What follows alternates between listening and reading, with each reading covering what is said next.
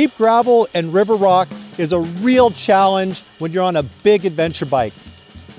Today, I'm going to teach you how to conquer this stuff. This pit is full of rock and gravel, the same consistency as dried riverbeds. And although this isn't where I choose just to go play and have fun, it is where I go to polish my skills. When you're out on a trip or a tour and you come across this terrain, that's not the time to wonder if you can make it. You want your skills sharp and polished before you get there. The first and most important thing is your vision.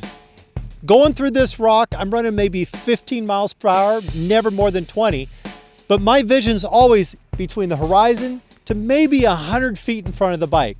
But if I'm ever looking down at the rock in front of the wheel, I'm guaranteed to bury it into the ground and drop the bike. It's important when I'm going across the rock and gravel that I'm not paddling and I'm not digging through. I want to keep as little wheel spin as possible. So I'm going to have a very steady hand on the throttle, which means I'm going to be balanced above the bike so I'm not putting weight down on the handlebars. If I start to feel the back wheel spin, if it starts to paddle too much, I'm going to use the clutch and I'm going to buffer or slip the clutch just enough to slow the wheel down so I keep my forward momentum, but I'm not spinning and digging a hole in a rut into the rock and gravel.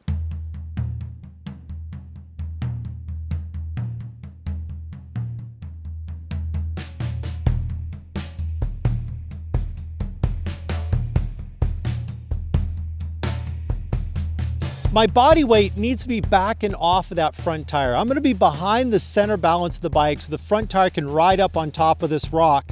If I move too far forward, anytime the wheel moves left to right, it's much more likely to bury down into this rock and gravel. So I'm going to be shifted back on the bike some, and I'm not going to be clamping down with my knees. I'm going to be close to the bike where I can feel the bike with my knees, but I need to let the bike be able to move freely, left, right, forward, and back.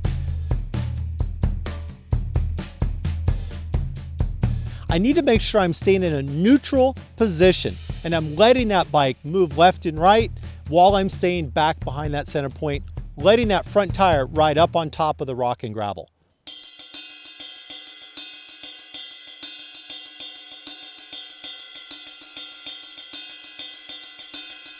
Just like in deep sand, I'm going to ride with my foot position farther forward on the foot peg. What this does is allow my foot to be over the rear brake if I need it. And because my body is farther back on the bike, my toe naturally raises up and it hovers above that rear brake. Now, the chances of me actually needing to use the rear brake in deep rock or deep gravel is really low. Because as soon as I trim off any kind of speed with the throttle or with the clutch, the bike's going to slow very rapidly. But it doesn't mean that I don't want it there if I need it. This is the perfect place to become the weightless rider. That means I need to have virtually zero grip on the handlebars. Because I'm moving back, I'm locking in with my knees here on the seat. That means my hands are just giving directional suggestion to the bike. I'm not grabbing on tight and trying to control it. If you're gripping on and you're holding tight, you're going to throw your bike down into this rock and gravel. When you're in deep rock and gravel like this, and your bike starts to veer off a direction that you're not wanting to go, you need to keep in mind you're not actually the one in charge. You have to follow the bike and follow the terrain, and then make suggestions to change it the direction that you want to go. What you do is just apply light pressure to those bars and know that it's going to take a while to respond.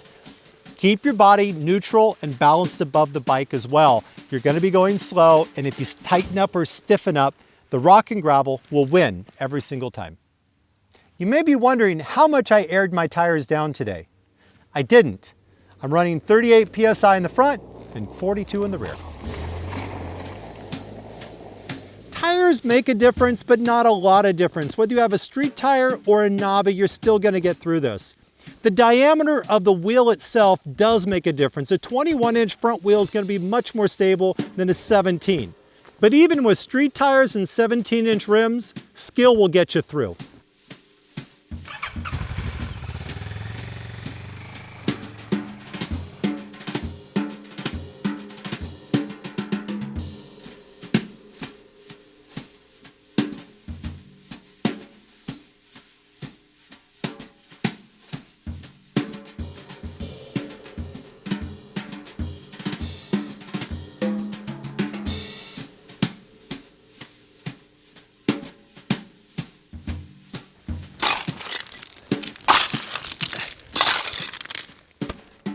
Remember, keep your eyes on the horizon, hands light on the grips.